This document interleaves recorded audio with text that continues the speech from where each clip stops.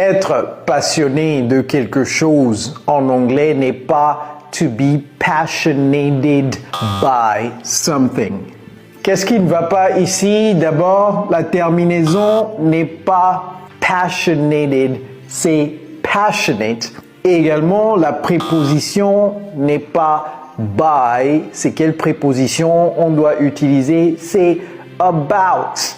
To be passionate about. Par exemple, je suis passionné de musique, c'est I'm passionate about music. Ce n'est pas I'm passionated by music. Never make this mistake again. L'expression après tout ne se traduit pas en anglais par finally.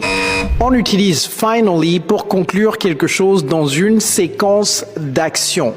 Pour dire après tout, l'expression correcte à utiliser, c'est after all. Littéralement, après tout. Par exemple, après tout, ce n'est pas si grave. En bon anglais, after all, it's not that bad. Ce n'est pas finally, it's not that bad. Never make this mistake again. Être impressionné n'est pas to be impressed. Il manque un petit ingrédient ici, c'est ED à la fin. To be impressed. Et ne dites pas to be impressed, ok? Impress existe, c'est le verbe impressionner, to impress someone. Mais être impressionné, vous avez nécessairement besoin du ED à la fin. Par exemple, j'étais vraiment impressionné, I was really impressed. Ce n'est pas I was really impressed.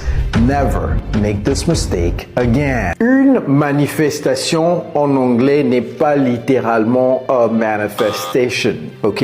A manifestation existe, mais ça veut dire une caractéristique en français, ok?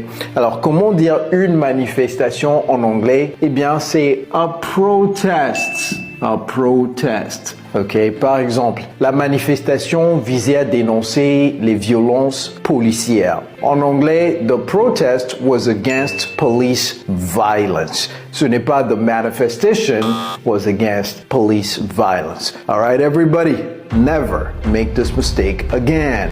Comment dire? C'est tout à fait logique. Je vais vous apprendre 4 façons de dire cela. Vous pouvez dire that makes complete sense, that totally makes sense, that makes perfect sense, ou bien that's logical. Par exemple, ce que vous avez dit est tout à fait logique. What you said made complete sense, ou bien what you